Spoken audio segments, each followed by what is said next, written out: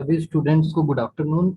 मैं सुशील दुबे। आज का जो हमारा लेक्चर है उसमें हम प्रोजेक्ट में डेटाबेस कनेक्टिविटी के बारे में जानेंगे। सबसे पहले मैं आपको बता दूं कि हमारे पास काफ़ी सारे डेटाबेस टूल्स उपलब्ध होते हैं और एमएस एक्सेस उनमें से एक डेटाबेस टूल है जिसके बारे में आप लोगों ने पढ़ रखा है कि उसमें टेबल्स कैसे क्रिएट करते हैं, रिलेशनशिप कैसे बनाई जाती है, क्वेरीज कैसे चलाई जाती है, फिल्टर कैसे किया जाता है। ये सारे बेसिक डिटेल्स आप लोगों ने पढ़ रखा है पहले। विजुअल बेसिक और एमएस एक्सेस के बीच में कनेक्टिविटी करनी होती है, तो थोड़ा सा थ्योरी कंसेप्ट हम इसमें देखेंगे और उसके बाद हम यहाँ पर देखेंगे कि कैसे उसको कनेक्ट करते हैं। तो मैं विजुअल बेसिक में कनेक्टिविटी के बारे में अगर बोलूँ तो हमारे पास विजुअल बेसिक में यहाँ पर आपका ये जो विजुअल बेसिक का एप्लीकेशन होता है और साथ ही साथ यहाँ पर आपका डेटाबेस होता है। तो डेटाबेस और विजुअल बेसिक को आपस में कनेक्ट करने के लिए हमारे पास एक कंट्रोल की ज़रूरत होती है। उस कंट्रोल के बारे में हम सीखेंगे। इस कंट्रोल का नाम होता है एडीओ कंट्रोल। इसको आप एडीओ डीसी भी के नाम से भी आप सुन रखे होंगे। तो आज का जो हमारा क्लास है बेसिकली हम एडीओ डीसी कंट्रोल के भी ऊपर वर्क करना सीखेंगे। एडीओ डीसी कंट्रोल के थ्रू ही आप कनेक्टिविटी कर सकते हैं।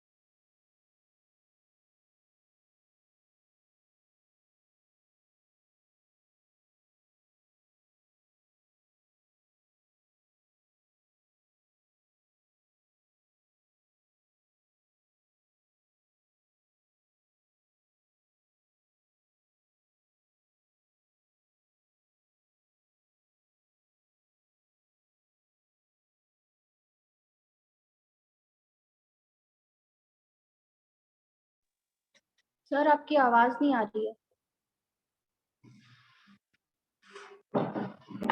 ओके, मैं थोड़ा म्यूट हो गया था गलती से। तो आज की जो हमारी क्लासेस में हम डेटाबेस कनेक्टिविटी देख रहे हैं, तो इसमें जो सबसे पहला स्टेप है, हमको सबसे पहले यहाँ पर देखना होता है कि ये जो कंट्रोल है, इस कंट्रोल में हमको एक कंट्रोल को ऐड करना होता है। तो कंट्रोल को ऐड करने का स्टेप क्या है? सबसे पहला जो स्टेप है, हम प्रोजेक्ट में जाएंगे, कंपोनेंट्स में जाएंगे। जैसे आपको पता है कि यहाँ पर हर एक कंट्रोल का अपना अपना काम है। जैसे टेक्स्ट बॉक्स का कुछ काम होता है कि वो इनपुट और आउटपुट देता है। साथ ही साथ आपको यहाँ पर अगर एडीओ डीसी को ऐड करना है तो इस कंट्रोल लिस्ट में आप एम दबाएंगे तो आपको एडीओ कंट्रोल जो है वो डिस्प्ले करेगा। अप्लाई करते ही आप यहाँ पर ओ एल ई के बगल में देखिएगा कि यहाँ पर एक कंट्रोल ऐड हो जाएगा। ये कंट्रोल ऐड हो गया। इस कंट्रोल का नाम आप देख पा रहे हैं, ADO DC. ADO DC control, इसका काम ही होता है डेटाबेस कनेक्ट करना या डेटाबेस के साथ कनेक्टिविटी देना। इस एडीओ डीसी कंट्रोल में आप प्रॉपर्टीज के साथ भी काम कर सकते हैं और थ्रू कोड भी काम कर सकते हैं। तो दोनों मेथड हम देखेंगे और दोनों में डिफरेंस भी समझेंगे और ये समझेंगे कि स्टूडेंट जो है वो कंफ्यूज क्यों होते हैं कि कनेक्टिविटी का कोड हर बुक में या मल्टीपल जगह रिसोर्सेज पे अलग अलग क्यों दिखाई देते हैं। सबसे बड़ी कंफ्यूजन यही होती है कि आप मल्टीपल रिसोर्सेज पे जैसे ही सर्च करते हैं, गूगल पे सर्च करेंगे या बुक्स में देखेंगे या दूसरी बुक में देखेंगे, तो अलग अलग टाइप के कोड्स आपको देखने मिलता है।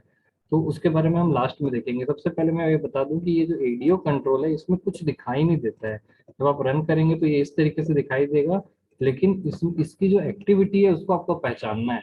देखिए जैसे ही मैं अगर रन करता हूं और ये इस तरीके से डीएक्टिवेटेड दिख रहा है, इसका मतलब है कि डेटाबेस कनेक्टिविटी नहीं हुई है, या की नहीं गई है, या प्रॉपर नहीं है।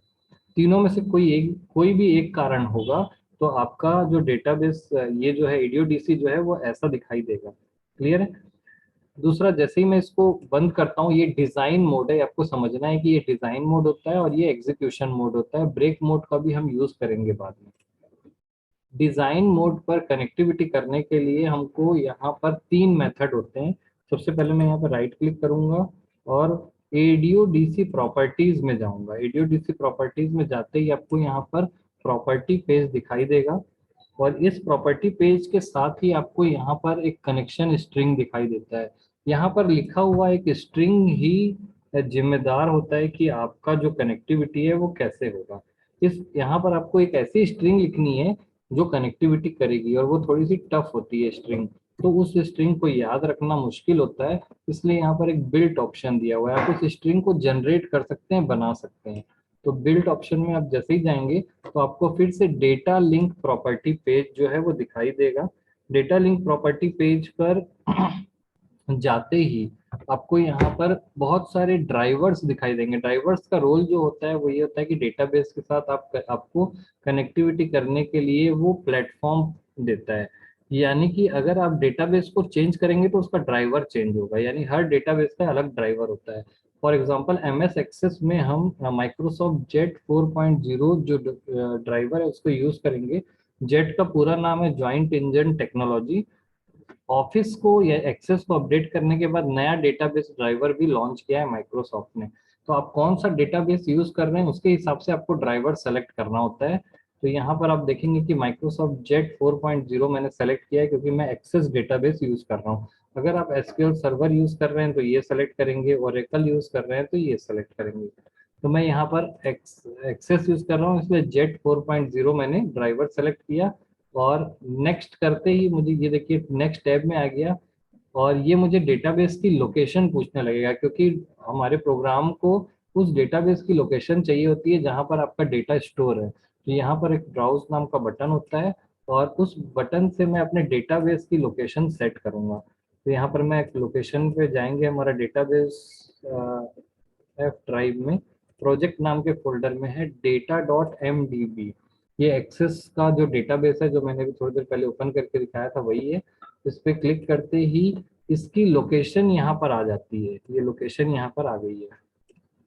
इसके बाद आपको टेस्ट कनेक्शन पे क्लिक करके चेक कर लेना है क्या डेटाबेस की कनेक्टिविटी सही हुई है।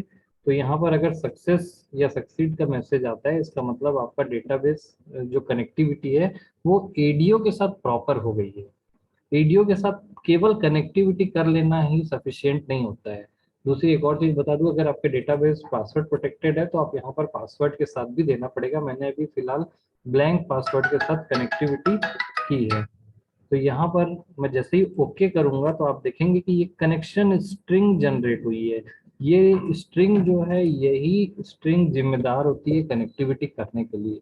तो यहाँ पर इस स्ट्रिंग को या तो आप कॉपी करके रख लीजिए या कहीं पर लिख के रख लीजिए, उससे स्पेलिंग मिस्टेक होने की काफी संभावना होगी। मैं इस कनेक्शन स्ट्रिंग को दिखाता हूँ। बड़े स्क्रीन पर ये कुछ इस तरीके से दिखाई देती है कनेक्शन स्ट्रिंग। कनेक्शन स्ट्रिंग में बेसिकली तीन चीजें होती हैं। पहला तो प्रोवाइडर का नाम लिखा होता है। अब देखेंगे प्रोवाइडर का नाम यहाँ लिखा हुआ है माइक्रोसॉफ्ट जेट 4.0 जो ओएलईडीबी प्रोवाइडर है। और आपका डेटा सोर्स लिखा होता है। डेटा सोर्स क्या होता है इसके बारे में एक अलग से जानकारी हमको लेना होता है कि एक मिनट।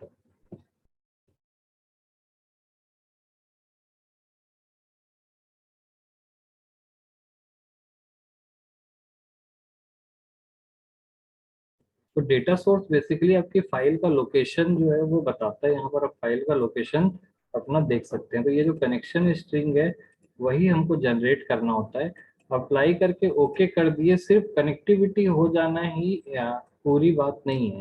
यानी कि जब आप रन करेंगे तो देखिए कनेक्टिविटी तो पूरी तरीके से हो गई है, लेकिन ये जो है वो अभी भी डीएक्टिवेटेड है, क्योंकि कनेक्टिविटी के बाद एक नेक्स्ट स्टेप होता है जिसको बाइंडिंग बोलते हैं। बोलने का मतलब ये है कि आपका जो डेटाबेस है वो कुछ इस तरीके से काम करता है। ये आपका डेटाबेस है, डेटाबेस से डेटा उठ करके फॉर्म पर जाने के लिए एडीओ डीसी में जाता है पहले। एडीओ एडीओ फिर डेटा को यहाँ पर फॉर्म पर भेजता है, फॉर्म पर भेजेगा, कंट्रोल पर भेजेगा, रिपोर्ट्स में भेजेगा। कुल मिला के एडीओ जो एक सुपरवाइजर जैसा होता है जो डेटाबेस से डेटा को लेकर आता है और फॉर्म पर या मल्टीपल जगह पर डिस्ट्रीब्यूट करता है। तो फिलहाल अभी ये वाली कनेक्टिविटी आपकी हो गई है, क्योंकि कनेक्शन स्ट्रिंग जो है प्रॉपर कनेक्शन स्ट्रिंग जनरेट हो चुकी है, टेस्ट कनेक्शन में आ गया है। अब आपको ये बाइंडिंग वाला प्रोसेस करना है, ये जो डेटा एडीओडीसी से कहाँ पर डिस्प्ले करना है। तो बाइंडिंग प्रोसेस करने के लिए हम फिर से अपने स्क्रीन पर आते हैं। तो बाइंडिंग के लिए हमको कोई और कंट्रोल यहाँ पर चाहिए होगा। डेटा की कनेक्टिविटी के लिए या एडीओडीसी के साथ कनेक्टिविटी करने के लिए जो दूसरा कंट्रोल है जो डेटा को प्रॉपर टेबल के फॉर्म पर डिस्प्ले करता है, उसको हम बोलते हैं डेटा ग्रिड कंट्रोल। यहाँ पर आपको डेटा ग्रिड कंट्रोल को भी ले आना पड़ेगा। और आप यहाँ पर देखेंगे ये माइक्रोसॉफ्ट डेटा ग्रिड कंट्रोल 6.0 जो दिख रहा है वो हम सेलेक्ट करेंगे। आप यहाँ पर ये ध्यान देना है कि ये डेटा बाउंड ग्रिड सेलेक्ट नहीं करना है, ये इस एडीओडीसी के साथ मैच नहीं खाता क्योंकि ये ओल्ड वर्जन पर है। कई स्टूडेंट जो है वो इसको सेलेक्ट कर लेते हैं, देखने में बिल्कुल दोनों सेम दिखाई देते हैं। तो हम यहाँ पर डेटा ग्रिड को जैसे ही सेलेक्ट करेंगे आप देखेंगे यहाँ पर एक और कंट्रोल आ गया और इस कंट्रोल को यहाँ पर बना देंगे। इस कंट्रोल पे यहाँ पर आपको देखना एक छोटा सा पॉइंटर आता है। क्या आता है? पॉइंटर। वो भी बताता है कि बाइंडिंग सही हुई है कि नहीं।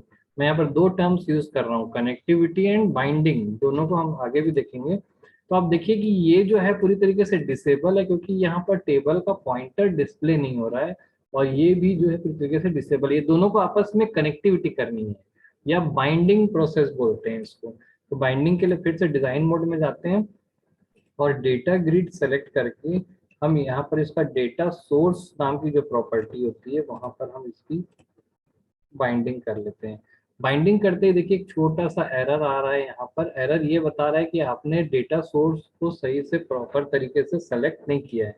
तो फिर से मैं यहाँ पर जाता हूँ, मैंने बताया था कि कनेक्शन स्ट्रिंग बनने के बाद आपको यहाँ पर यूजर नेम पासवर्ड या रिकॉर्ड सोर्स को भी सेलेक्ट करना होता है, क्योंकि एक डेटाबेस में मल्टीपल टेबल्स होते हैं। तो किस टेबल से कनेक्टिविटी करनी है तो आपको यहाँ पर क्या सेलेक्ट करना होगा? ADCMD table. तो यहाँ पर सेलेक्ट करते ही सारे टेबल्स का नाम आ गया। आप एक टेबल यहाँ पर देख सकते हैं कि टेबल का नाम एम्प्लॉय डिटेल, फ्यूल और ये सब लिखा हुआ है। तो मैं यहाँ पर सबसे पहले अपना एक डेटाबेस ओपन करूंगा। इस डेटाबेस के साथ ही कनेक्टिविटी हुई है। यहाँ पर मैं एक टेबल बना रहा हूँ। टेबल का नाम होगा, मैं यहाँ पर लिखूंगा रोल नंबर, और इसका डेटा टाइप होगा नंबर, और यहाँ पर लिखा एस नेम। सिर्फ दो ही वैल्यूज को मैंने यहाँ रखा और टेबल का नाम मैं यहाँ पर स्टोर करूंगा TBL स्टूडेंट। तो ये जो टेबल है वहां पर डिस्प्ले होने लगेगा। प्राइमरी की जो है मैंने यहाँ पर नहीं दिया है, और इस टेबल में कुछ डेटा मैं यहाँ पर दे देता हूँ, अमन और 102 में सुमन, दो ही डेटा हम यहाँ पर देते हैं। चलिए फिर से हम इस डेटाबेस कनेक्टिविटी के बारे में आगे विजुअल बेसिक में आते हैं। यहाँ पर जब मैं प्रॉपर्टी में जाके कनेक्शन स्ट्रिंग जनरेट कर चुका हूँ तो रिकॉर्ड सोर्स में जा करके जैसे ही मैं ADCMD टेबल सेलेक्ट करूंगा तो देखिए यहाँ पर आपको थोड़ा सा रिफ्रेश भी करना पड़ेगा इसको।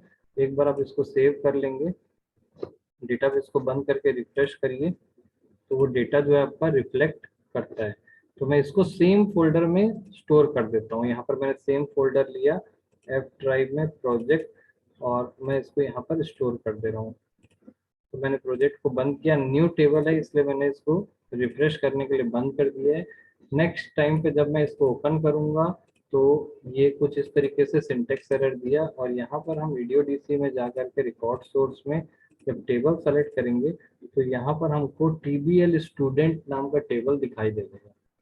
ये टेबल को सेलेक्ट करते ही जैसे मैं अप्लाई करूंगा तो यहाँ पर देखिए आपको ये छोटा सा पॉइंटर आते हुए दिखाई देगा। ये पॉइंटर पहले नहीं आ रहा था, यानी कि ये पॉइंटर आने का मतलब है कि इन दोनों के बीच में बाइंडिंग हो चुकी है। अब जैसे ही मैं रन करूंगा तो आपको लगे दिखाई देगा कि उस टेबल का डेटा उठ के यहाँ पर आ गया है। टेबल का डेटा क्या हुआ है? उठ के यहाँ पर आ गया है। मैं टेबल को अगर ओपन कर दूं इस तरीके से, हालांकि ओपन नहीं होगा क्योंकि रीड ओनली मोड पर है, तो इस डेटा और इस फॉर्म को अगर मैं साथ में लूं और इस टेबल का नाम भी हम दिखा देते हैं यहाँ से, ये हमारा जो डेटा है और ये टेबल है, मैं इसको एक्सप्लेन करने के लिए आपको कुछ इस तरीके से दिखाना चाहूंगा कि कैसे इसमें वर्किंग हो रही है। आप यहाँ पर देखेंगे कि ये जो हमारा टेबल है, इस टेबल में दो कॉलम थे, रोल नंबर और नेम, और ये डेटा जो है उठ के ईडीओडीसी में आया, इसको हम बोलते हैं कनेक्टिविटी। ये जो वायर मैंने खींचा है, ये इस प्रोसेस को कहते हैं कनेक्टिविटी, डेटाबेस कनेक्टिविटी। इस कनेक्टिविटी में बेसिकली हमको कनेक्शन स्ट्रिंग जनरेट करना होता है, या तो आप कनेक्शन स्ट्रिंग कॉपी करके ले आइए, या टाइप कर दीजिए, या कैसे भी करिए, या बिल्ड कर लीजिए। सही कनेक्शन स्ट्रिंग जनरेट करने पर ये जो डेटा टेबल है वो उठ के यहाँ पर आ जाता है, और इन दोनों के बीच में जो कनेक्टिविटी होती है इसको बोलते हैं बाइंडिंग। तो एक कनेक्टिविटी तभी कंप्लीट मानी जाएगी जब प्रॉपर कनेक्शन स्ट्रिंग जनरेट हुई है और प्रॉपर बाइंडिंग हुई है। अब आप यहाँ देखेंगे कि बिल्कुल भी किसी भी कारण से यहाँ पर कोड का यूज नहीं किया गया है। इसको आप, इसी चीज को आप कोड के साथ भी परफॉर्म कर सकते हैं। तो कोड के साथ कैसे परफॉर्म करते हैं वो भी हम देखेंगे। सबसे पहले मैं दिखाऊंगा कि यहाँ पर अपडेशन करने पर क्या क्या जो चेंजेस है वो होते हैं। अगर ये मैं प्रोजेक्ट को बंद कर दूं और यहाँ अपने डेटाबेस में एक और नाम ऐड कर देता हूँ, राजेश, तो आप जैसे देखेंगे डेटाबेस में मैंने एक नाम ऐड किया, तो जो प्रोजेक्ट में जब रन करूंगा तो यहाँ पर भी एक नाम ऐड हो जाएगा। साथ ही साथ इस राजेश का नाम मिटा करके मैं मुकेश यहाँ पर लिखता हूँ, तो आप देखेंगे ये पॉइंटर भी चेंज हो रहा है। मुकेश यहाँ पर लिखते ही आपको यहाँ पर दिखाई देगा कि डेटाबेस में मुकेश आ गया, यानी दोनों आपस में कनेक्ट है।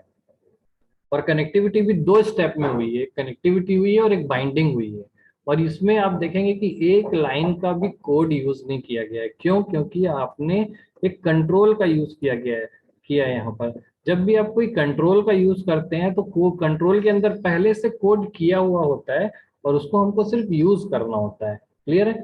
सेम प्रोसेस को आप कर सकते हैं कोडिंग के साथ। अगर मैं कोडिंग के साथ करना चाहूंगा तो मुझे क्या करना होगा, देखिए मैं सबसे पहले कोड में जाता हूँ। मुझे यहाँ पर कुछ वेरिएबल्स बनाने होंगे। dim con as new ADODB dot connection, ये जो वेरिएबल है कौन नाम का, ये कनेक्शन बनाएगा। dim rs जो है वो रिजल्ट सेट या रिकॉर्ड सेट बनाएगा। क्लियर है? ये दोनों ही वेरिएबल जो है दो टाइप की कनेक्टिविटी, मैंने जो भी बताया कि कनेक्टिविटी और बाइंडिंग। तो कोड के द्वारा अगर मुझे करना है तो कनेक्टिविटी इससे परफॉर्म की जाएगी और बाइंडिंग इससे परफॉर्म की जाएगी। क्लियर है? तो चलिए मैं यहाँ पर कनेक्टिविटी करता हूँ विदाउट ADODC कंट्रोल के कोड के साथ हम करने वाले हैं कनेक्टिविटी। क्लियर है? तो आप यहाँ पर डेटाबेस देखिए, डेटाबेस में यहाँ पर दिखाई दे रहा है रोल नंबर और नेम।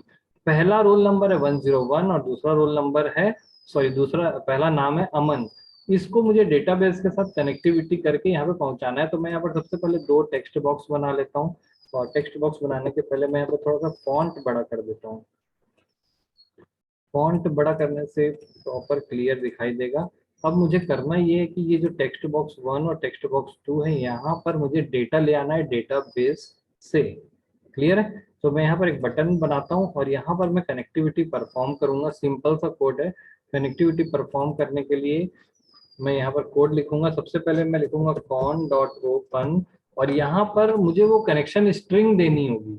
वो कनेक्शन स्ट्रिंग मुझे या तो लिख के रखना होगा, या सही सही उसको टाइप करना होगा, या फिर मैं इसको जनरेट कर सकता हूँ। तो जनरेट करने के लिए मैं फिर से इसको जनरेट कर देता हूँ कनेक्शन स्ट्रिंग, और कॉपी कर लेंगे हम यहाँ से Z4.0, और हमारे डेटाबेस की लोकेशन है ये। टेस्ट कनेक्शन करने के बाद आपको कनेक्शन स्ट्रिंग मिल जाएगी। मैंने यहाँ पे कनेक्शन स्ट्रिंग लिया और इस कनेक्शन स्ट्रिंग की एक कॉपी बना ली है, और कॉन डॉट ओपन लिखते ही मैं यहाँ पर उस कनेक्शन स्ट्रिंग को पास करूंगा। जैसे ही ये कनेक्शन स्ट्रिंग पास होगी तो आपको पता चलेगा कि कनेक्टिविटी वाला प्रोसीजर कंप्लीट हो गया है, बाइंडिंग वाला प्रोसीजर बचा रहेगा। क्या हुआ? कनेक्टिविटी वाला प्रोसीजर। तो उसी आप देखेंगे कि कंट्रोल में भी यही कनेक्शन स्ट्रिंग थी और यहाँ भी यही कनेक्शन स्ट्रिंग है, सेम स्ट्रिंग को मैंने लिखा। जैसे ये कोड रन होगा तो मैं यहाँ पर लिख देता हूँ कि मैसेज बॉक्स डेटाबेस कनेक्टेड। इसका मतलब है जैसे ही मैं इस बटन पे क्लिक करूंगा तो डेटाबेस कनेक्टिविटी हो जाएगी। क्लियर है? तो देखिए मैंने यहाँ पे लिखा डेटाबेस कनेक्टेड, यानी कनेक्टिविटी हो गई है। लेकिन बाइंडिंग नहीं हुआ इसलिए डेटा नहीं दिखाई दे रहा है। कनेक्टिविटी हो गई है, बाइंडिंग नहीं हुई है, तो डेटा नहीं दिख रहा है। अगर इस कनेक्शन स्ट्रिंग में एक छोटा सा भी मैं यहाँ गड़बड़ी कर देता हूँ ऐसा, तो कनेक्टिविटी में प्रॉब्लम्स आएंगी। देखो कनेक्टिविटी जो है ड्राइवर में एरर आने लग गया, क्योंकि मैंने ड्राइवर्स का नाम चेंज कर दिया, जो इस नाम का कोई ड्राइवर है ही नहीं। चलिए कनेक्टिविटी हो गई है, यानी कि ये कौन वाला रोल, कौन वाला अपना काम करना चालू कर दिया है। अब मुझे बाइंडिंग करना है। बाइंडिंग करने के लिए जो रिजल्ट सेट है ये एक एरे होता है। इसको समझने के लिए मैं ये बता रहा हूँ कि एरे जो है वो 2 डायमेंशनल एरे है। 2 डायमेंशनल एरे मतलब अगर आपका एक टेबल है ये, तो यहाँ पर आपने लिखा है रोल नंबर, और यहाँ पर आपका लिखा हुआ है नेम। तो यहाँ पर एक वैल्यू है, यहाँ एक वैल्यू है, यहाँ एक वैल्यू है, यहाँ एक वैल्यू है। रिकॉर्ड सेट 2D एरे को एक्सेस कैसे करता है, ये सबसे इंपॉर्टेंट चीज है, इसी को समझना है। तो यहां पर समझिए कॉलम को वो कहता है 0 1 2, ऐसे आगे बढ़ते जाएगा। क्लियर है। और यहाँ पर जो सेल पॉइंटर, ये रिकॉर्ड पॉइंटर होता है। रिकॉर्ड पॉइंटर एक छोटा सा एरो होता है जो एक सिंगल रो को सेलेक्ट करके रखता है। ठीक है। तो रिकॉर्ड पॉइंटर जहां पर है उसका 0 लेने पर रोल नंबर मिलेगा मुझे, और रिकॉर्ड पॉइंटर जहां पर है उसका मैं 1 लूंगा तो मुझे नेम मिलेगा। क्लियर है। इस चीज को समझना है। तो सबसे पहला मेथड होता है कि रिकॉर्ड पॉइंटर को सही जगह पे पहुंचाओ और 0 1 2 3 करके पूरे रिकॉर्ड्स को एक्सेस कर लो। ठीक है। तो मैं यहाँ पर रिकॉर्ड पॉइंटर को पहुंचाने की बजाय यहाँ पर सिंपल सा आपको दिखाने की कोशिश करूंगा कि जो मेरा डेटाबेस है, जैसे ही डेटाबेस का कोई टेबल ओपन होता है तो record pointer first first record पे होता है। यानी कि ओपन करते ही अगर मैं 0 लिखूं तो 101 मिलेगा मुझे, और 1 लिखूं तो क्या मिलेगा, 1। फिर नेक्स्ट करूंगा तो क्या मिलेगा। क्लियर है। ऐसा नेक्स्ट नेक्स्ट कर सकते हैं उसको। क्लियर। सेम यहीं पर आप देखोगे कि रिकॉर्ड पॉइंटर अभी सेकंड, नीचे यहाँ पर देखिए रिकॉर्ड पॉइंटर अभी सेकंड पे है। जैसे ही मैं नेक्स्ट करूंगा ना तो देखो 103 पे आ गया। ऐसे ही यहाँ पर आप प्रीवियस प्रीवियस कर सकते हैं। तो रिजल्ट सेट के साथ वर्क करने के लिए आपको करना क्या है, सबसे पहले रिकॉर्ड पॉइंटर को सेट करिए, फिर 0 1 मल्टीपल वैल्यूज आप एक्सेस कर सकते हो। मुझे यहाँ पर कितनी वैल्यूज एक्सेस करनी है, 2।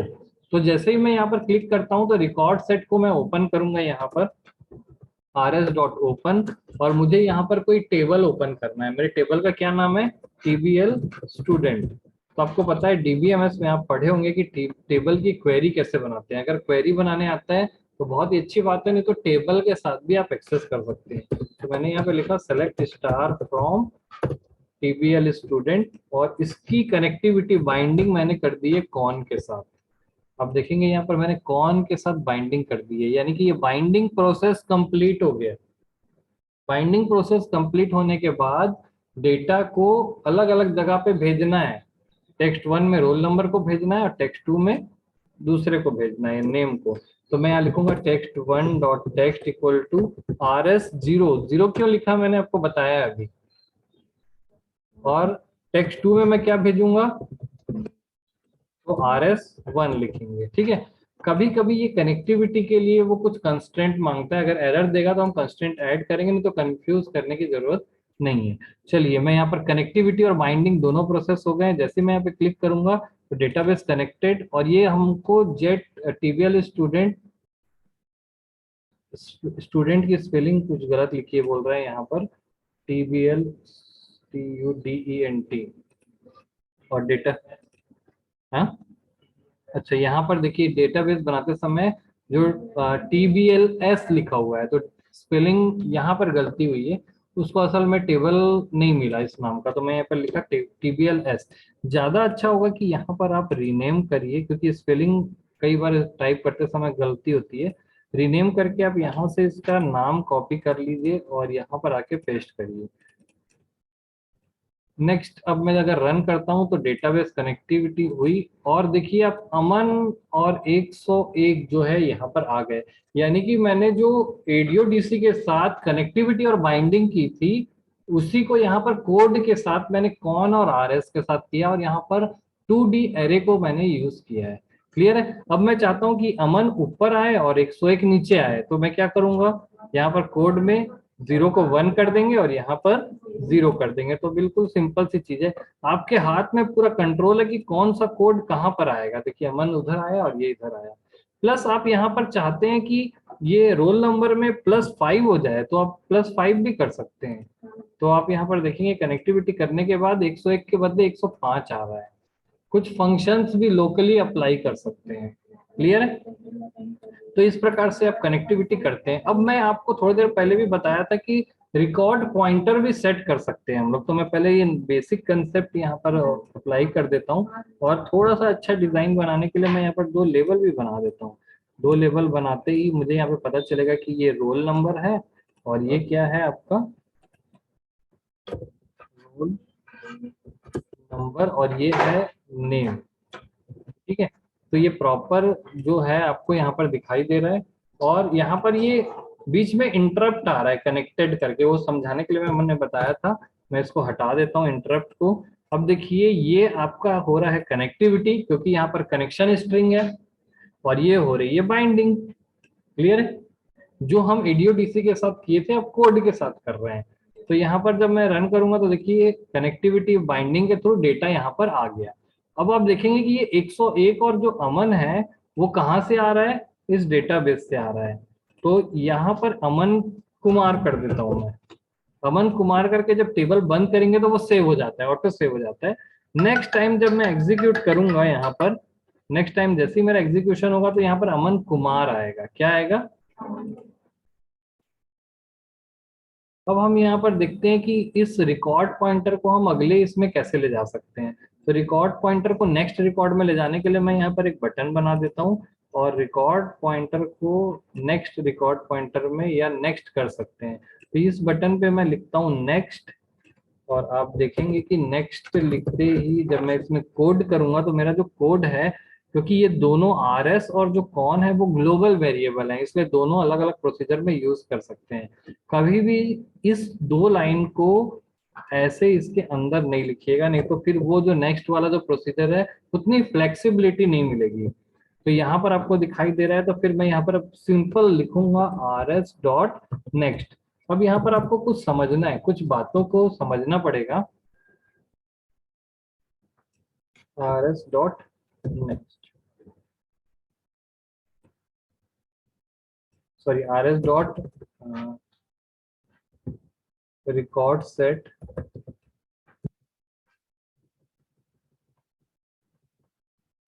तो देख लेते हैं, यहाँ पर आपको कुछ बातों को ये समझना है कि यहाँ पर जो मेरा कनेक्शन है ये ओपन है। उसके बाद इस कनेक्शन की हेल्प लेकर के रिकॉर्ड सेट को ओपन किया गया, रिकॉर्ड सेट का यूज किया गया, लेकिन रिकॉर्ड सेट अभी भी ओपन है। रिकॉर्ड सेट अभी भी, ठीक है, रिकॉर्ड सेट क्या है? अगर आप गलती से यहाँ पर रिकॉर्ड सेट को क्लोज कर देते हो तो ये जो नेक्स्ट वाला प्रोसीजर है वो नहीं हो पाएगा। इसीलिए अगर आपको ये सब प्लान करना होता है, इसीलिए कंट्रोल्स बनाए गए हैं कि कंट्रोल्स में एक बार ओपन होता है तो ओपन ही रहता है। अगर आप कोड लिखते समय गलती से यहाँ पर ओपन कर देते हैं तो यहाँ पर RS नेक्स्ट जो है वो काम नहीं करेगा। ठीक है, RS नेक्स्ट जो है वो काम नहीं करेगा। तो RS.record काउंट, ये इसमें अपडेट नहीं हुआ है। ये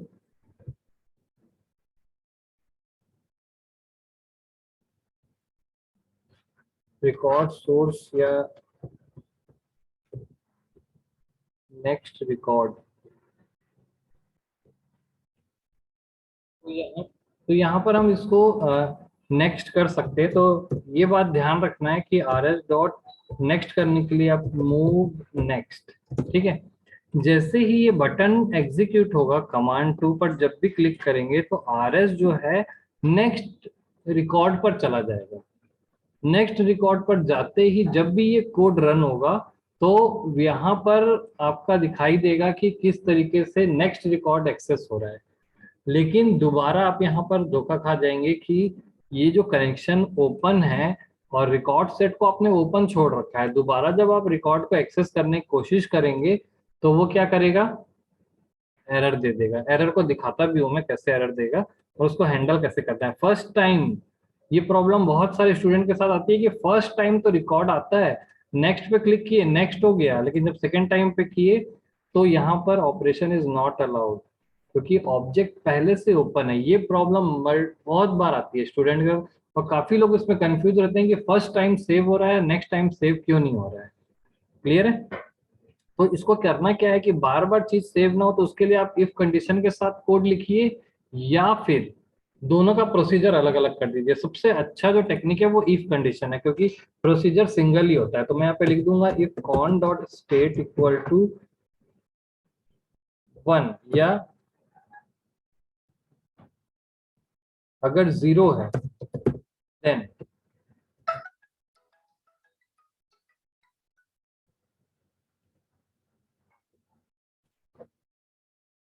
तो मैंने यहाँ पर कोड में क्या लिखा कि अगर कनेक्शन का जो स्टेट है, कनेक्शन की जो स्टेट है 0 है, मतलब कनेक्शन क्लोज है, तभी ओपन करो, अदरवाइज ओपन मत करो।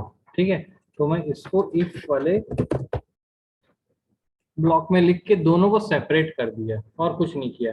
चाहो तो अलग अलग आप प्रोसीजर बना सकते हैं यहाँ पर। तो मेरा ये जो कोड है यहाँ पर, जब मैंने रन किया, नेक्स्ट किया, जब रन किया देखिए next, next, run, next, run, सारे रिकॉर्ड्स आएंगे। और लास्ट रिकॉर्ड आने के बाद EOF, एंड ऑफ फाइल वाला जो एरर है वो आता है। मान के चलो 5 रिकॉर्ड है, यार आप पांचवे के बाद छठवां नेक्स्ट करोगे तो एरर आ जाता है, उसको भी हैंडल करना पड़ता है यहाँ पर। तो इसीलिए यहाँ पर कोड को करना काफी कठिन होता है। ये सब एरर्स ना आए, इतने कॉम्प्लिकेशंस, इतने जो इनके बीच में जो कनेक्टिविटी और उनके बीच में क्लोज और ओपनिंग का जो हैंडलिंग है, उसके लिए काफी ज्यादा एक्सपीरियंस की जरूरत होती है। उस कॉम्प्लेक्सिटी को कम करने के लिए डायरेक्ट यहाँ पर एक कंट्रोल बनाया गया है। इस कंट्रोल में खुद ब खुद वो सारी चीजें होती हैं, उनको हम आसानी से हैंडल कर सकते हैं। क्लियर? अब मैं इन सारे कोड को यहाँ पर से डिलीट करता हूं और यहाँ पर एक पेस्ट करके बैकअप बना करके रख लेता हूँ। अब ADO/DC के साथ सेम वही काम हमको करना है। तो मैं क्या करूंगा, यहाँ पर जाऊंगा, कनेक्शन स्ट्रिंग जनरेट करना है। सभी को पता है कनेक्शन स्ट्रिंग जनरेट कैसे करनी है। और ये टेस्ट कनेक्शन किया, कनेक्शन स्ट्रिंग जनरेट हो गई। रिकॉर्ड सेट यहाँ पर ले लीजिए, किस टेबल से कनेक्ट करना है। मैंने TBL स्टूडेंट सेलेक्ट किया, अप्लाई करके ओके कर दिया। कनेक्टिविटी प्रॉपर हो गई। बाइंडिंग करना है, क्या बचा हुआ है, बाइंडिंग। जब मैं रन करूंगा तो देखिए डिम दिख रहा है, डिसेबल दिख रहा है, क्योंकि बाइंडिंग नहीं हुई है। तभी डेटा यहां तक डेटा आ गया है, अब इससे इसमें जाना है डेटा।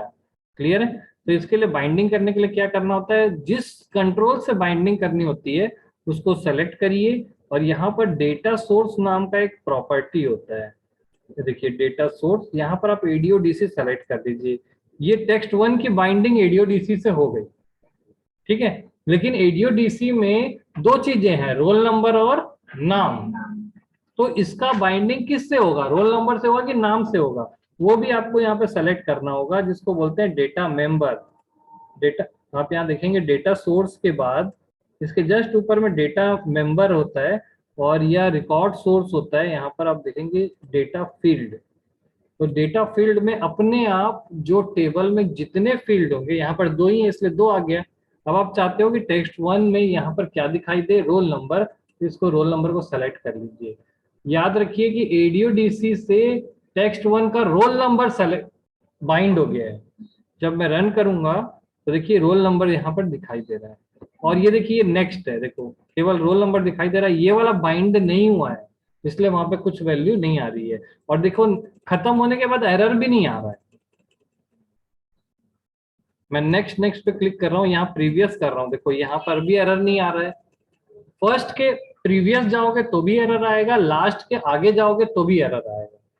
इसीलिए ये कंट्रोल बनाया गया है ताकि आपका ये सब चीजें हैंडल हो जाए। नेक्स्ट, इससे बाइंडिंग करिए आप, सेकंड वाले से इसको सेलेक्ट करिए। इसमें क्या सेलेक्ट करोगे आप, डेटा सोर्स में ADO/DC, और यहाँ पर रोल नंबर, सॉरी नेम।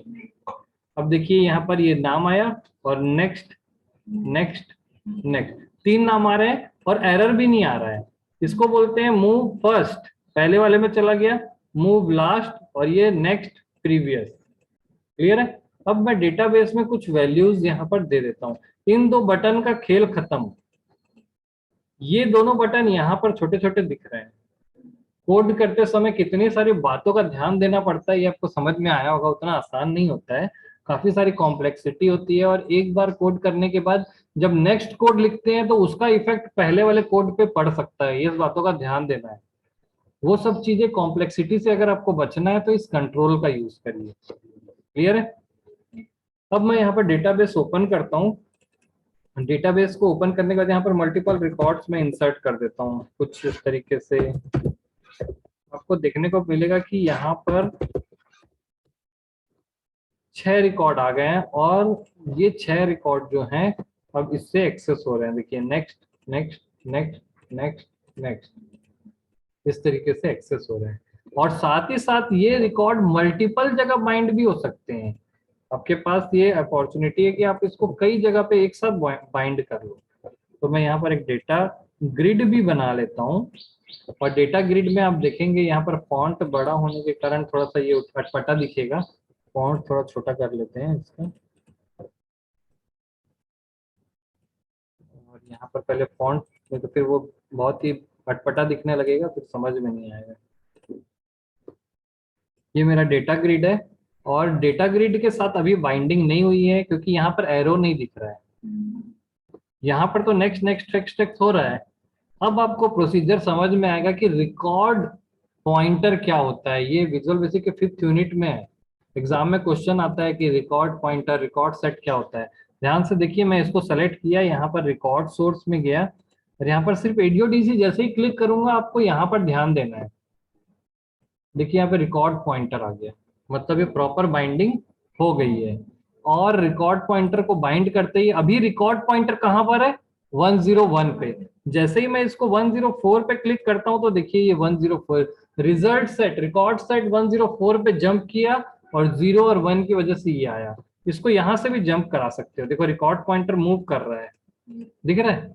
तो इस तरीके से रिकॉर्ड पॉइंटर और एरे वैल्यूज, इंडेक्स वैल्यूज के साथ आप डेटा को एक्सेस कर सकते हैं। अगर बाइंडिंग करने के लिए सिंगल डेटा चाहिए तो आपको दो चीजें सेलेक्ट करनी होंगी। सिंगल डेटा, जैसे ये सिर्फ रोल नंबर को लेता है, तो आपको यहाँ पर दो चीजें सेलेक्ट करनी होंगी। पहला तो सेलेक्ट करना होगा इसके साथ डेटा सोर्स, और दूसरा सेलेक्ट करना होगा फील्ड। लेकिन अगर इस टाइप का कोई कंट्रोल है जो मल्टीपल कॉलम्स ले लेता है तो सिर्फ डेटा सोर्स लोगे। यहाँ पर जितने कॉलम, जैसे ये दो दिख रहे हैं, यहाँ पर मैं 3 कॉलम बना देता हूँ। जैसे मैं यहाँ पर गया और इसके डिजाइन में जाके रोल नंबर के साथ मैं यहाँ पर मोबाइल नंबर लिख देता हूँ। मोबाइल नंबर को जनरली टेक्स्ट दिया जाता है, मैक्सिमम स्टूडेंट मोबाइल नंबर को नंबर ले लेते हैं, तो 10 डिजिट वो एक्सेप्ट नहीं करता है। ये बहुत इंपॉर्टेंट बात है, इसको हमेशा टेक्स्ट लीजिए। मोबाइल नंबर पे कोई कैलकुलेशन नहीं करना होता है। और यहाँ पर मैं कुछ डमी नंबर एंट्री कर देता हूँ। वैलिडेशन आप फॉर्म पे कर सकते हैं। तो देखिए यहाँ पर जैसे ही मैंने 3 लिया, 3 लेने के बाद क्या होगा, जब मैं इसको रन करूंगा तो ऑटोमेटिक यहाँ पर 3 अपने आप आ जाएंगे। और यहाँ पर नेक्स्ट करने पर कैसे रिकॉर्ड पॉइंटर और ये 0 1 के थ्रू कॉलम्स चेंज हो रहे हैं, यही डेटाबेस की कनेक्टिविटी होती है। इनके थ्रू अब कुछ बटन्स की कोड करना होता है, जैसे हमको ऐड, अपडेट, सेव, डिलीट, इस टाइप की कोडिंग करनी है, काफी सिंपल होती है। किसी भी फॉर्म में ऐड, अपडेट, सेव, डिलीट का कोड करना है तो बहुत ही सिंपल सा कोड होता है अगर आप एडीओडीसी से करेंगे।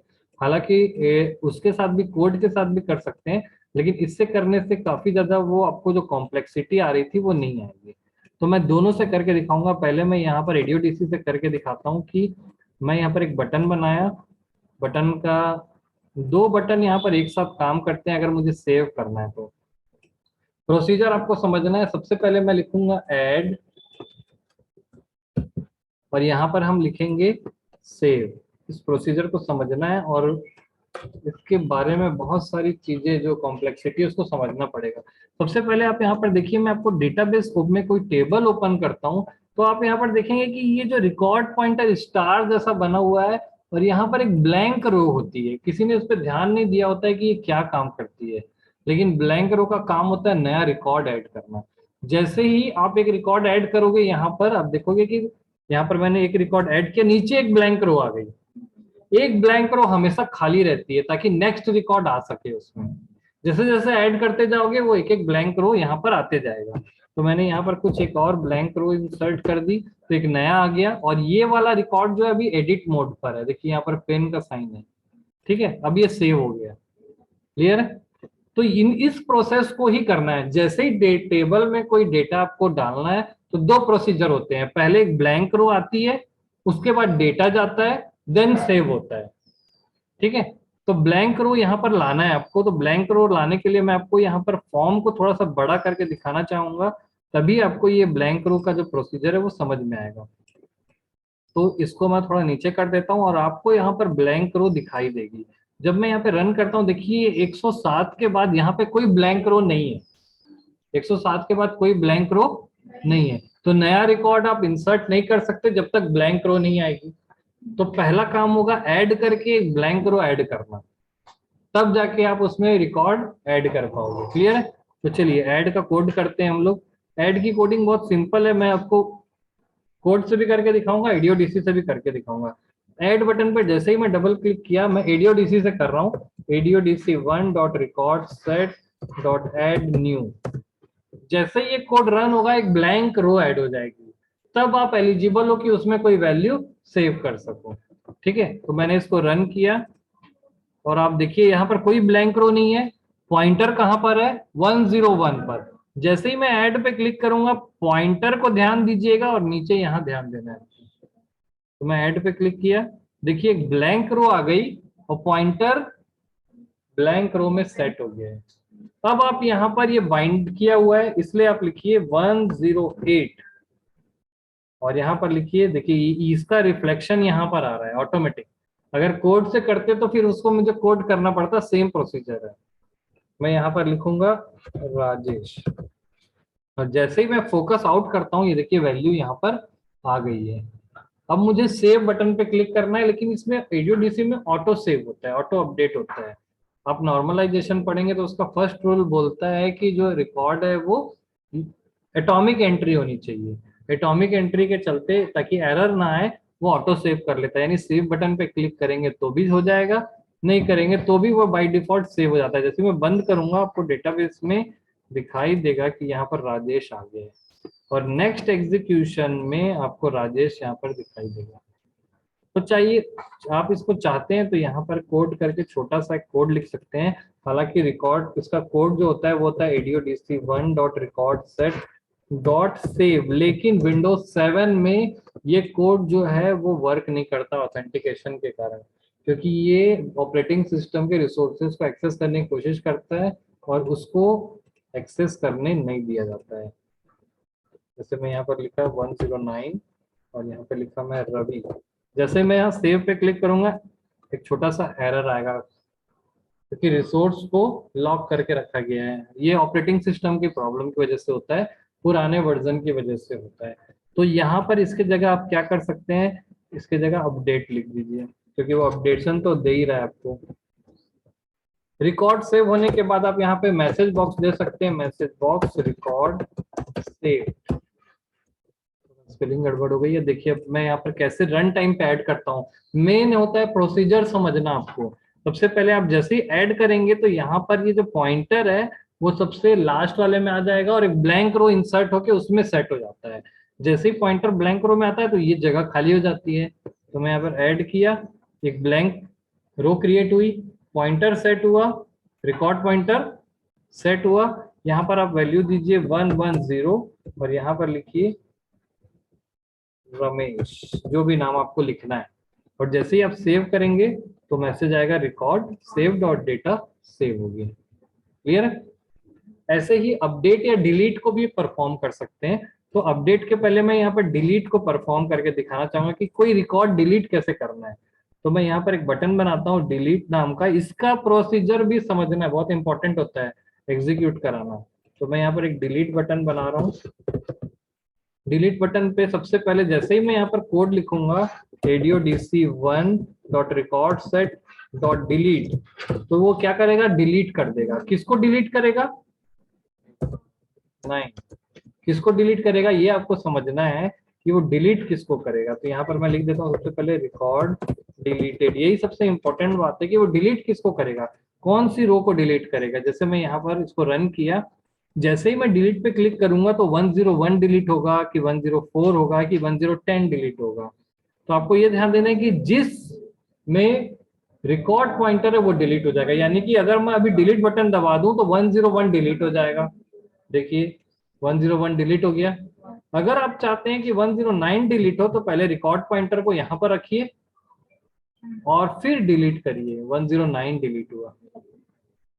तो रिकॉर्ड पॉइंटर को सही जगह पे पहुंचाना बहुत इंपॉर्टेंट चीज है, और ये जो कंसेप्ट है इसको आपको समझना होगा। क्लियर है? सेम इसी प्रकार से अपडेट का भी प्रोसीजर होता है। तो अपडेट का प्रोसीजर आप यहाँ देखेंगे कि मैं एक अपडेट बटन बनाता हूँ, और अपडेट की कोडिंग भी बहुत सिंपल होती है। यहाँ पर मैं अपडेट लिखा, और अपडेट लिखने के बाद जैसे ही मैं यहाँ पर क्लिक करूंगा तो यहाँ पर मैं कोड लिख देता हूँ AudioDC1 dot record set dot update, और यहाँ मैसेज बॉक्स मैंने दे दिया रिकॉर्ड अपडेटेड। तो रिकॉर्ड अपडेट का मतलब होता है रिकॉर्ड को चेंज कर देना या बदलाव कर देना। जैसे किसी की स्पेलिंग गलत हो गई है, अब ये बताइए मैं जब अपडेट पे क्लिक करूंगा तो कौन सा रिकॉर्ड अपडेट होगा? जिसमें पॉइंटर है। फॉर एग्जाम्पल मुझे यहाँ पर 104 का जो नाम आई लिखा है उसके जगह राजा लिखना है, तो मैं सबसे पहले अपना पॉइंटर यहाँ ले जाऊंगा, और ये जो जे लिखा हुआ था इसको मिटा के मैं राजा लिखूंगा। और जैसे ही मैं अपडेट पे क्लिक करूंगा तो आप यहाँ देखिए अपडेट हो जाएगा। ये अपडेट पे क्लिक किया, रिकॉर्ड जो है अपडेट हो गया। अपडेट होने के बाद जब मैं इसको बंद करूंगा तो 104 का रिकॉर्ड आप चेक करेंगे। 104 में जाते हैं तो यहाँ पर आपको राजा लिखा हुआ दिखाई देगा। तो हर फॉर्म पर इस तरीके की सेव अपडेट डिलीट की कोडिंग हमको करना होता है। एक बटन और बना लीजिए आप, यहाँ पर एक बटन और बना करके आप इसको क्लोज का नाम दे सकते हैं ताकि फॉर्म जो है वो क्लोज हो जाए। ठीक है, तो मैं क्लोज बटन पे अनलोड मी का फॉर्म लिख सकते हैं, फॉर्म जो है आपका क्लोज हो जाएगा इस पे क्लिक करते हैं। तो ये जो कनेक्टिविटी थी मैंने AudioDC से की है। सेम यही चीज मैं कोडिंग के साथ भी कर सकता हूँ। सेम यही चीज मैं क्या कर सकता हूँ, कोडिंग के साथ भी कर सकता हूँ। चलिए कोडिंग के साथ सेम चीज को परफॉर्म करके हम लोग देखते हैं। कोडिंग के साथ अगर हमको सेम चीज परफॉर्म करनी है तो हम किस तरीके से करेंगे? जैसे सेव की मुझे कोडिंग करनी है, तो यहाँ पर सबसे पहले मेरा ये कोड वाला जो हिस्सा था इसको मैं कॉपी करके अपने कोड विंडो में ले जाता हूँ।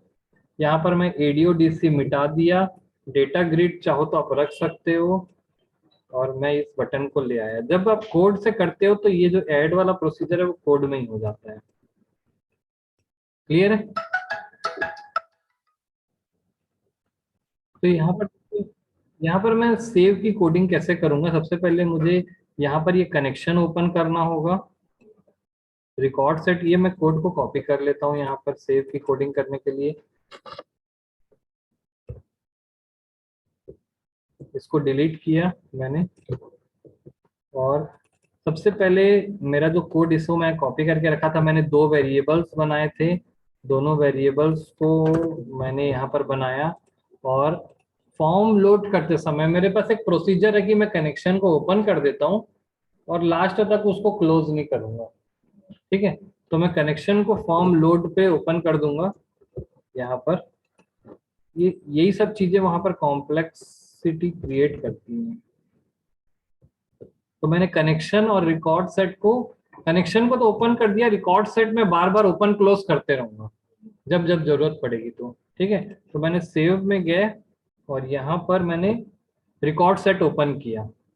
का ध्यान देना है कि सबसे पहले फॉर्म लोड एग्जीक्यूट होता है, कनेक्शन पहले से ओपन होना चाहिए तभी रिकॉर्ड सेट काम करेगा। तो लोड जो है, फॉर्म लोड होगा उसके बाद ही कमांड टू काम करेगा। तो कनेक्शन शुरू में ओपन हो जाएगा, क्लोज ही नहीं होगा, लास्ट तक क्लोज नहीं करेंगे। फॉर्म एंड करते समय हम क्लोज करेंगे। जब फॉर्म को यहाँ पर क्लोज करते रहेंगे तब यहाँ पे लिखेंगे कॉन डॉट क्लोज, और यहाँ पर लिखेंगे अनलोड मी। मतलब फॉर्म लोड करते ही कनेक्शन बन जाएगा, और जब तक फॉर्म रहेगा तब तक कनेक्शन बना रहेगा। ठीक है, क्लोज ही नहीं कर रहे हैं। नेक्स्ट, यहाँ पर जैसे ही मैं सेव बटन पे क्लिक किया तो मैंने सबसे पहले रिकॉर्ड सेट को ओपन किया। अब रिकॉर्ड सेट में जो टेबल है उसको मैंने ओपन कर दिया, इसको एग्जीक्यूट करना है मुझे, अपडेट करना है। ठीक है, तो मैं यहाँ पर, आपको पता है कि RS 0 में क्या वैल्यू होगी? Roll number. तो यहाँ पर आएगा वैल्यू text1 डॉट टेक्स्ट। और RS1 की वैल्यू कहाँ पर आएगी, X2 की है। और लेकिन वो वेल नहीं आएगा, आपको पता है, ठीक है। वेल क्यों नहीं आया, ये अब आपको पता, टेक्स्ट 2 है, टेक्स्ट 2 है, यहाँ पर वैल्यू नहीं आई, क्लियर है। अब आप यहाँ पर देखेंगे कि अभी मैंने थोड़ी देर पहले बताया कि डेटा तब तक सेव नहीं होगा जब तक एक ब्लैंक रो नहीं आएगी। तो इस डेटा को भेजने के पहले आपको एक ब्लैंक रो बनानी पड़ेगी। तो rs.add न्यू वो न्यू बटन की कोडिंग है, ताकि एक ब्लैंक रो आ जाती है। और रिकॉर्ड पॉइंटर कहाँ सेट हो गया, ब्लैंक रो। ये चीज देखने के लिए नहीं मिलेगी कोड में, ये आपको समझना है। अगर मैं एडीओडीसी नहीं बताता, डायरेक्ट कोड बताता, तो मेरे ख्याल से आप अभी इमेजिन नहीं कर पाते कि ऐड न्यू क्यों लिखें, ठीक है। तो ऐड न्यू करते ही ब्लैंक रो आई और रिकॉर्ड वहां सेट हो गया, दिखाई नहीं दे रहा है स्क्रीन पर। अब आपने वैल्यू दिया, उसके बाद लिखे रिकॉर्ड rs.save, लेकिन आपको पता है सेव लिखते ही एरर आएगा, इसलिए rs.update। और यहाँ पर आप लिखोगे मैसेज बॉक्स रिकॉर्ड सेव, ठीक है। तो कोड आप देखोगे यहाँ पर कनेक्शन ओपन हुआ, ये सेव की कोडिंग है। यही कोडिंग एडीओडीसी में पहले से की हुई है, सिर्फ ये एक लाइन का कोड आप लिखते हो, ये कोड पहले से किया हुआ रहता है, बाइंड के साथ अपने आप हो जाता है, ठीक है। अब देखिए मैं यहाँ पर क्लिक किया, यहाँ पे बाइंडिंग टूट गई है क्योंकि एडीओडीसी नहीं है। तो आपको डेटाबेस में जाके देखना होगा, किस में जाके देखना होगा, डेटाबेस में। तो आप देखिए डेटाबेस को जब मैं ओपन कर रहा हूँ, कोड करते समय यही सब चीजें कि स्क्रीन पे कुछ नहीं दिखाई देता है, हमको इमेजिन करना होता है।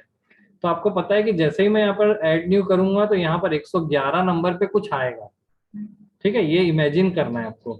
देखिए मैं यहाँ पर रन किया, यहाँ पर सबसे पहले मैं लिखूंगा 111 और यहाँ पर मैं लिखा राहुल। ये दोनों नाम को, नाम और रोल नंबर याद रखिए। जैसे ही मैं सेव पे क्लिक करूंगा तो यहाँ पर ये अपडेट को सपोर्ट नहीं कर रहा है, क्योंकि प्रोवाइडर को आपने लॉक कर रखा है। प्रोवाइडर को क्या कर रखा है, तो ये प्रॉब्लम यहाँ पर आती है, क्योंकि एडीओडीसी में ये प्रॉब्लम नहीं आ रही थी, ठीक है। तो ये हम यहाँ पर इसको लॉक को ओपन कर देते हैं। आपको पता होगा कि ये थोड़ा सा कॉम्प्लेक्स कोड होगा कि एडीसीएमडी ओपन की सेट, उसका ओपन कर देते हैं और लॉक ऑप्टिमिस्टिक कर देते हैं, यानी ओपन कर दो लॉक को। और एडीसीएमडी टेक्स्ट, यानी कि मैं क्वेरी के साथ कर रहा हूँ। ये तीनों जो आर्ग्यूमेंट है वो बेसिकली रिडंडेंट एंट्री होने से रोकने के लिए है। आपने अगर ऑपरेटिंग सिस्टम पढ़ा होगा तो उसमें आप पढ़ा होगा कि जो पैरेलल एक्सेस होता है डेटाबेस का, उसको ब्लॉक करने के लिए, रोकने के लिए, या डेड लॉक्स को रोकने के लिए होता है। डेड लॉक्स अपने आप में एक टर्म है, उसको बाद में देखेंगे हम लोग, थोड़ा सा अलग टाइप का टर्म है। फिलहाल आप हम इसका ये सिंपल मतलब समझिए कि हमने इसको डेटाबेस जो लॉक कर रखा था, रिसोर्सेज जो लॉक थे, ताकि डेड लॉक्स ना आ सके। हालांकि ऐसा लिखना नहीं चाहिए, लेकिन वो एक्सेस नहीं देगा हमको। तो मैंने यहाँ पर इसको लिखा। अब मैं यहाँ पर लिख रहा हूँ 111 और यहाँ पर लिखूंगा मैं राहुल। तो आपको पता चलेगा कि जैसे ही मैं सेव करता हूं तो मैसेज में आया रिकॉर्ड सेव, कहीं कुछ नहीं दिख रहा है। लेकिन कब दिखाई देगा, जब आप डेटाबेस में जाएंगे और जब इसमें ओपन करेंगे तो दिखाई देगा 110। तो ये जरूरी है कि आपको एडीओडीसी के साथ दिखाया जाए, तभी आपको वो इमेजिनेशन समझ में आएगी। नहीं तो ये डायरेक्ट में अगर आपको ये कोड दिखा दूं तो आपको ये कोड बिल्कुल भी समझ में आने वाला नहीं है। क्लियर है। सिर्फ आपको चार चीजें करनी होती है। रिकॉर्ड पॉइंटर की इमेजिन करके रखो कि रिकॉर्ड पॉइंटर कौन से रिकॉर्ड पर है, कौन सा टेबल पर है, और कौन सा एरे एलिमेंट है, और ऐड अपडेट सेव या डिलीट, इन चार में से क्या काम करना है। इन चारों चीजों को हैंडल करने आ गया तो सारे फॉर्म्स के साथ फ्रंट एंड डिजाइनिंग और कोडिंग बहुत आसानी से समझ में आ जाएगी। अब जैसे मैं इसी चीज को, मैं इसको अपडेट की कोडिंग करना चाहता हूँ, तो सेम कोड को आप कॉपी कर लो। सेम कोड को क्या करोगे, कॉपी कर लो, यहाँ पेस्ट कर दो। आपको पता है कि रिकॉर्ड जो अपडेट करने के लिए ऐड न्यू नहीं करना पड़ता है। तो जो भी आप कोड लिखोगे वो रिकॉर्ड क्या हो जाएगा, अपडेट हो जाएगा। लेकिन आपको ध्यान देना है कि कौन सा रिकॉर्ड अपडेट होगा, जहां पे पॉइंटर है, और पॉइंटर हमेशा सबसे पहले वाले में होता है। तो इस कोड से हमेशा सबसे पहले वाला ही रिकॉर्ड जो है वो अपडेट होगा, दूसरा तीसरा अपडेट नहीं हो पाएगा। फॉर एग्जाम्पल जैसे मैं इस कोड को चलाता हूं तो ये 102 वाला, जो 102 और सुमन है, वही चेंज हो पाएगा, बाकी कुछ चेंज नहीं हो पाएगा। समझना है इसको, है ना। तो जब मैं इसको रन किया, यहाँ पर मैं लिखा 102 के जगह पे मैं लिख रहा हूँ 222, और सुमन की जगह मैं लिख रहा हूँ मोहित। तो ध्यान देना, सुमन का पहला रिकॉर्ड चेंज होने वाला है, क्योंकि मैंने रिकॉर्ड पॉइंटर को मूव ही नहीं किए। तो मैं जैसे ही अपडेट करूंगा तो रिकॉर्ड अपडेटेड दिखाई दे दिया, लेकिन डेटाबेस में जाने पर क्या दिखाई देगा देखना है आपको। ये 1012 था, पहला रिकॉर्ड था, वो चेंज हो गया। अब मैं चाहता हूं कि ये राजा वाले को चेंज करना है। कौन सा रिकॉर्ड है वो? तीसरा। तो मैं कोड में क्या लिखूंगा, यहाँ पर rs dot move next, rs dot move next. पहला, पहले जैसे ये मूव नेक्स्ट होगा तो पहले से दूसरे पे आ जाएगा और दूसरे से तीसरे पे आ जाएगा। अब राजा वाला अपडेट होगा, यानी कि अगर आपको 500 नंबर का रिकॉर्ड अपडेट करना है तो बार बार RS मूव नेक्स्ट करना पड़ेगा। समझ में आया? तो उसके लिए एक अलग प्रोसीजर होता है, उसके लिए मूव नेक्स्ट नहीं करते बल्कि RS डॉट फाइंड करते हैं। क्या करते हैं? फाइंड एक मेथड होता है जिससे वो उस रिकॉर्ड को ढूंढ के record set, sorry, record pointer को उस रिकॉर्ड पे पहुंचा देता है। लेकिन मैं समझाने के लिए आपको यहाँ पर क्या कर रहा हूँ, RS डॉट मूव नेक्स्ट कर रहा हूँ। ये समझाना पड़ेगा, मैं डायरेक्ट RS डॉट फाइंड लिखूंगा तो आपको क्लियर नहीं होगा कि क्यों फाइंड लिखे। क्लियर है? तो दो बार मैंने लिखा, और दो बार लिखते ही जब मैं यहाँ पर लिखूंगा कि 555 और यहाँ पर लिखूंगा फाइन, कौन सा वाला रिकॉर्ड चेंज होने वाला है? थर्ड वाला। थर्ड में क्या लिखा हुआ था? राजा। तो जैसे ही मैं अपडेट करूंगा तो ऑब्जेक्ट ओपन है पहले से, इसलिए वो अपडेट करने नहीं दे रहा है। दो बार मूव हो गया। इसको मैं लिखा 555 और क्या लिखे थे हम लोग यहाँ पर? Fine. Operation is not allowed when object is closed. Load में हमने ओपन नहीं किया है क्या? अच्छा, ये सॉरी, देखो यहाँ पर जो बटन है इससे हमने ओपन नहीं किया इसको, इसको बाद में फिर से ओपन करना पड़ेगा। रिकॉर्ड सेट को ओपन नहीं किया ना हमने, क्योंकि पहले क्या कर रहे थे, सेव कर रहे थे फिर चेंज कर रहे थे, ओपन हो रहा था। तो इसको ओपन करिए, यहाँ पर मैं लिखा 555। ये सब जो कॉम्प्लेक्सिटी है इसी से बचने के लिए कंट्रोल बना हुआ है। साइन किए और हमने अपडेट किया, फिर ओपन नहीं हुआ है, क्या अरे थोड़ा सा यहाँ पे गड़बड़ ये हो रहा है कि मैंने थोड़ा हड़बड़ी में यहाँ पर इसको नीचे लिखना था, ओपन करने के बाद लिखना है ना भाई। रिकॉर्ड सेट ओपन करोगे फिर नेक्स्ट नेक्स्ट में जाओगे ना।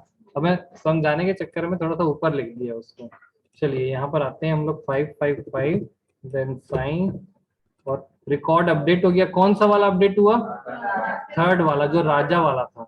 और आप यहाँ देखोगे कि जब इसको ओपन करोगे तो ये जो थर्ड वाला था यहाँ पर साइन आ गया। क्लियर है? अब फाइंड करने में बड़ी दिक्कत होती है। अभी आप बोलोगे कि यहाँ पर फाइंड कैसे करना है, तो आप यहाँ लिखोगे RS dot find, RS dot find, यहाँ पे लिखोगे राजा। राजा को ढूंढो और वहां पहुंचा दो। लेकिन एक ही राजा होगा क्या गारंटी है? एक टेबल में 4-5 राजा होंगे, तो कौन सा राजा डिलीट हो जाएगा? डिलीट करना था PGDCA वाले राजा को और डिलीट हो जाएगा BCA वाला राजा। इसीलिए डेटाबेस में प्राइमरी की बनाई जाती है। क्या बनाई जाती है? जो एक ही होता है। अगर किसी का रोल नंबर 109 है तो वो रोल नंबर दूसरे को नहीं मिलेगा। प्राइमरी की क्यों बनाई जाती है, समझ में आया आप? तो इसलिए प्राइमरी की बनाई जाती है। तो प्राइमरी की को फाइंड करते हैं तो रिकॉर्ड सेट वहां पहुंचता है, देन अपडेट या डिलीट ऐसा कर सकते हो। क्लियर है? तो इस तरीके का मैंने ADO-DC से ये सारी कोडिंग करके और डेटाबेस कनेक्टिविटी, और इसी प्रकार से हम रिपोर्ट जनरेशन भी कर सकते हैं, जो हम अगली क्लास में देखेंगे। अब इसके साथ आपको अपनी रिक्वायरमेंट पूरी करिए कि आपके पास 3 टेक्स्ट बॉक्स है, 5 टेक्स्ट बॉक्स है, कितने टेक्स्ट बॉक्स हैं। केवल ये वाली जो लाइन है, ये 2 है आपके में। 5 टेक्स्ट बॉक्स होंगे तो 5 लाइन हो जाएगी, 10 टेक्स्ट बॉक्स होंगे तो 10 लाइन हो जाएगी। इस तरीके से लाइन कम ज्यादा होती रहेगी। प्रोसेस और फ्लो जो है वही समझना इंपॉर्टेंट होता है। तो अब आपको मैंने ये database connectivity with code, ADO-DC, ADO-DB के साथ, दोनों के साथ बताया। इसके अलावा भी और RDO DAO से भी कनेक्टिविटी होती है। यही वो कारण है कि जब आप मल्टीपल रिसोर्सेज से कनेक्टिविटी का कोड या प्रोजेक्ट का कोड देखते हैं तो आपको हर बार अलग अलग फ्लो दिखाई देता है, और ये कोड में कहीं पर भी कंसेप्ट नहीं लिखा होता है, तो समझने में काफी ज्यादा दिक्कत होती है। और 100 में से 99 बच्चे जो स्टूडेंट्स जो हैं वो इसी वजह से कंफ्यूज्ड रहते हैं। और है कुछ भी नहीं, बहुत सिंपल सी चीज है। इस छोटे से फ्लो को आप बड़ा करिए और यही आपका प्रोजेक्ट कहलाएगा। जैसा एक छोटा सा कोचिंग क्लास होती है जिसमें 3 या 4 बच्चे होते हैं, उसको हम बड़ा करके अगर 10,000 बच्चे ला दे तो वो स्कूल या कॉलेज कहलाता है, और बड़ा कर देते हैं तो यूनिवर्सिटी कहलाती है, और बड़ा करते हैं तो फिर वो हमारा एजुकेशन सिस्टम कहलाता है। तो प्रोजेक्ट जो है छोटे कोड को बड़ा करना, बड़े चीजों को हैंडल करना, यही प्रोजेक्ट जो है वो कहलाता है। फ्लो यही होता है। तो इस तरीके से मैंने आपको ये जो चीजें बताई हैं, इसमें अगर किसी को कोई डाउट है तो आप पूछ सकते हो।